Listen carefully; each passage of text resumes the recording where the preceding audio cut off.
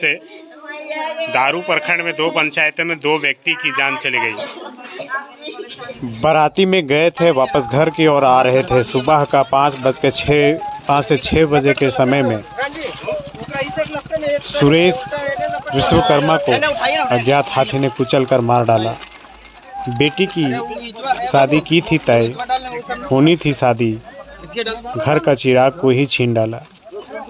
प्रशासन की नाकामी बताते चले दारू सीओ भी घटना स्थल पर नहीं आए, जबकि वो प्रखंड क्या पंचायत में ही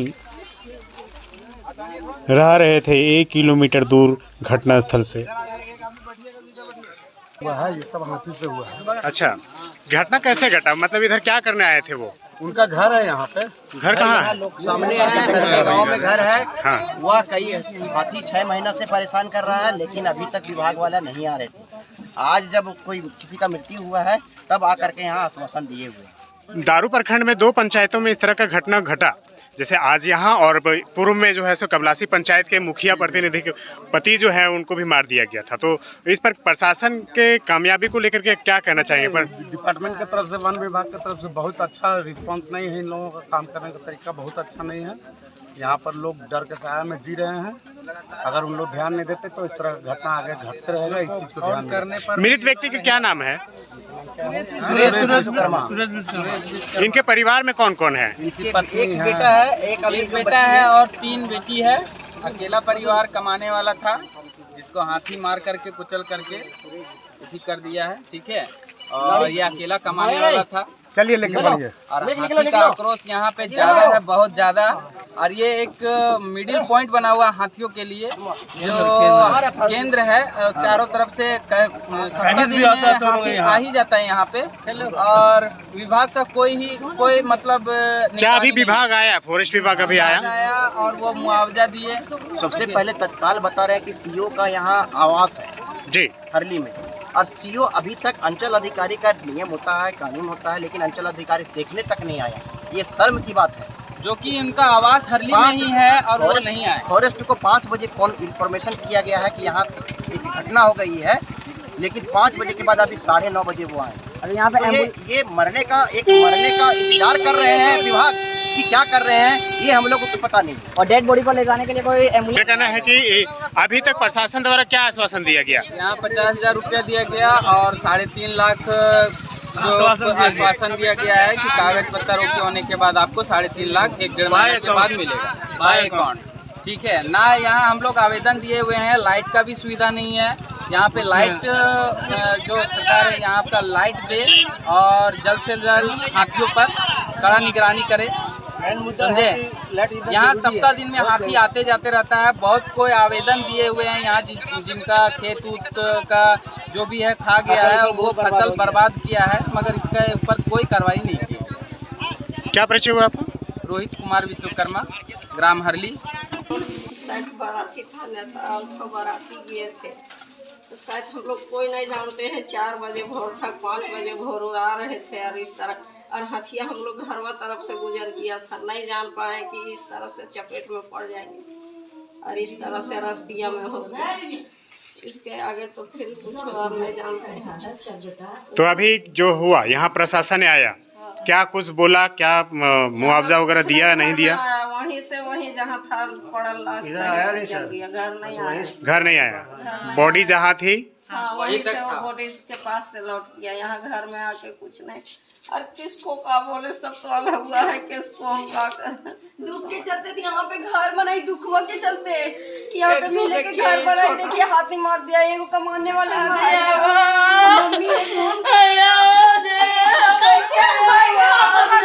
घर में कौन कौन है?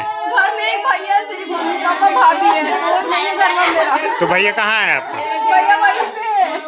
ये जो बेटी है इसका रिश्ता लगा शादी के लिए बहुत पूछते हैं, शादी के लिए बहुत पूछते हैं, शादी होगा बराती होगा शादी है। दुख के चलते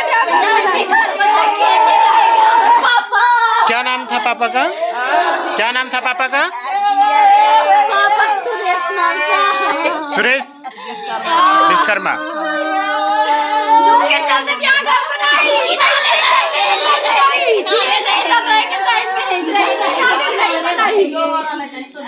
तो आप देख सकते हैं कि किस तरह से मतलब एक पीड़ित परिवार, एक हाथी ने कुचल दिया। एकलौता कमाने वाले थे, बेटी का शादी करने के लिए रिश्ता लगा हुआ था और रात में किसी के बाराती से आ रहे थे। अब वो कौन सा समय था इनको पता नहीं है, इधर हाथियाँ गुजर रही थी, उसी के बीच में जो है सो कुचल करके और पहले सुबह मार दिए। यहाँ प्रशासन द्वारा 50,000 रुपया बताया गया कि 50,000 रुपया दिया गया। क्या 50,000 रुपया मिला है?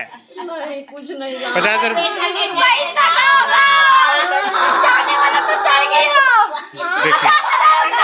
देखिए कह रहे हैं कि और देख सकते हैं कि हृदय विदारक घटना घटी है। देखिए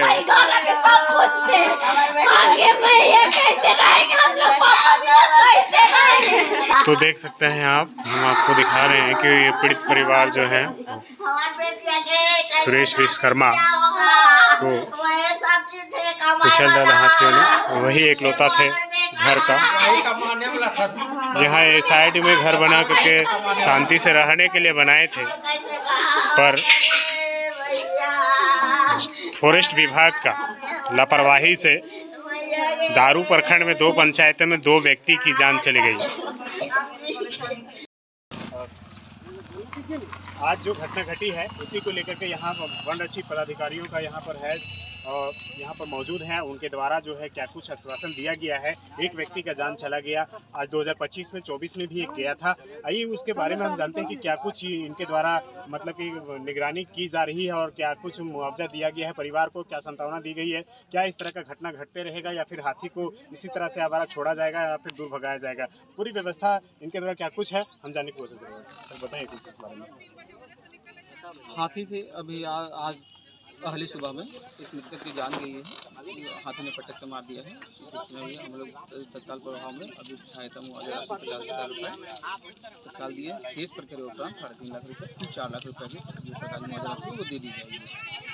और इसको भगाने की प्रक्रिया में हम लोग हाथी को ट्रैक कर रहे हैं, नज़र बनाए हुए हैं और हम लोग की क्यूआरटी की टीम है जो आएगी और शाम को इसको जो रिहायशी इलाका उसे दूर कर रखा जाएगा। सर इस तरह का ग्रामीणों का कहना है कि हाथियाँ आती है और हम लोग है सो फ़ोन के माध्यम से और जाकर के आवेदन के माध्यम से देते हैं सूचना पर के इस पर किसी प्रकार का कोई एक्शन नहीं लिया जाता है।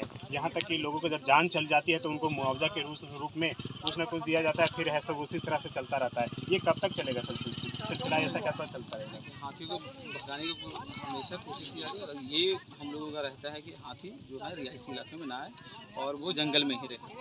और यहाँ पे हाथी प्रायः ये क्षेत्र में प्रायः आना जाना कॉरिडोर है हाथी का, इधर से भी हाथी आते हैं, हाथी इधर से ही निकलते हैं, आते जाते हैं। तो हम लोग भी इस पर नज़र बनाए हुए हैं और हाथी को ट्रैक करके उसको दूर किया जाए। और सिंगल हाथी है और ये पब्लिक से भी अपील होगा कि जब भी कोई हाथी दिखे तो कृपया कर शराब पीकर या किसी तरह से सामने ना जाएं, फोटो गिरना खींचे, क्योंकि वैसा करने में वो आक्रामक हो जाते हैं। और ये है। और रही बात की जो आवेदन करते हैं, जितने भी हमारे पास विभाग के पास मुआवजा राशि के लिए आवेदन आए हैं सबकी मुआवजा राशि दी गई है। और इन लोगों का जो कहना है जो भी मुआवजा राशि के लिए आवेदन आएगा उनको भी अग्रतर मुआवजा दी जाएगी।